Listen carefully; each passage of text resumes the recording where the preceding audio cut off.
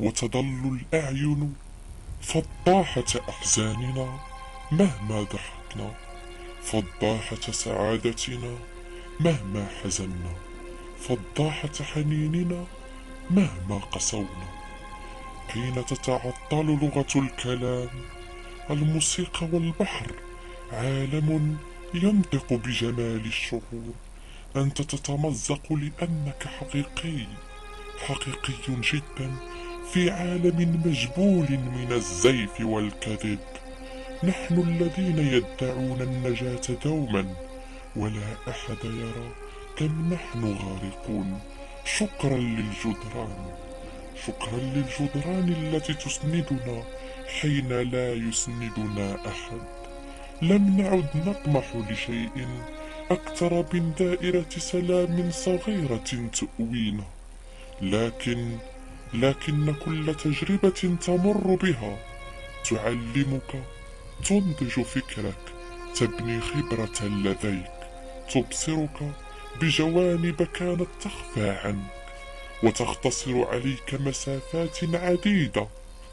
ستبقى بخير، لقد اعتدنا بخير رغما عن السواد الحارم والضجيج المزعج.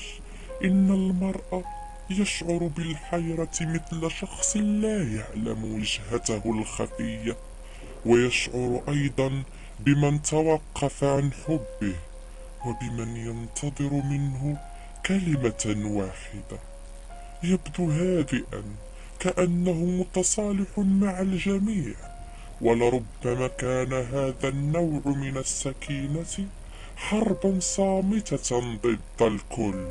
ولو كانوا يعرفونك حقا لعرفوا أن تغيرك هذا لم يكن ليأتي من فراغ. لعلموا أنك متعب جدا، وأنك مررت من ظروف كان ثمنها غال من نفسك، لكنهم يعرفون فقط أنك أصبحت إنسانا آخر، ويعرفون كيف يستنكرون ذلك منك ويلومونك عليه باحتراف. هذا ما يعرفونه فقط.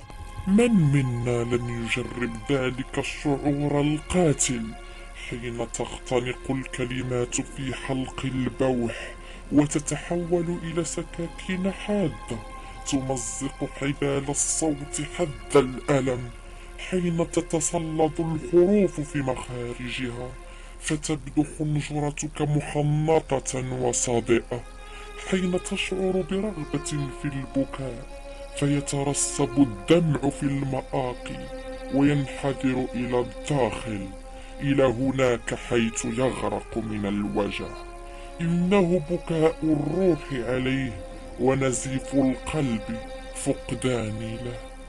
وإذ تتصلب المشاعر ويأخذ منك الوجع مأخذه إلى درجة استعداد ذلك الألم الحارق بين ضلوعك، لم يعد يعنيك ذلك الإيلام المميت بسبب فرط دهشتك من هول ما لم تتوقع يوما في الحسبان.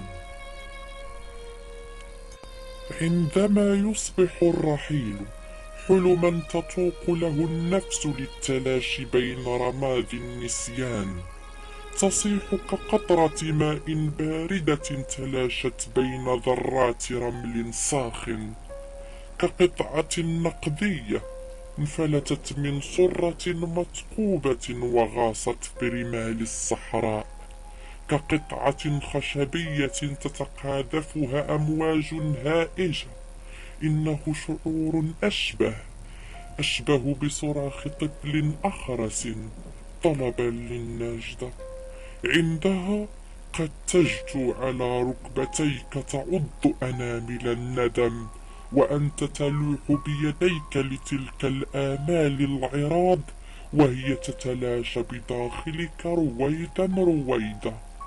حد الحرمان، ذلك النشيج الداخلي المكلوم يحرقك بشدة. إنه انفلات الحلم من بين أنامل الانتظار، موت الشعور بالبقاء على قيد الأمنية، صفعات خذلان لا تجيد أسلوب الاستئذان، شهقات وجع علقت في وتين القلب حتى الرمق الأخير من روح حلم بات يحتضر. تشعر برغبة في الصراخ ولا سبيل سوى التسليم والاستسلام، والموت بصمت ولذة حتى إشعار آخر. أحبتي وأصدقائي الغوالي، لا تنسوا، فأنتم لازلتم واقفين على أقدامكم، ولا زلتم تتنفسون الهواء من أفواهكم. لذلك لا تتخلوا عن أحلامكم، فالمعجزات تحدث كل يوم.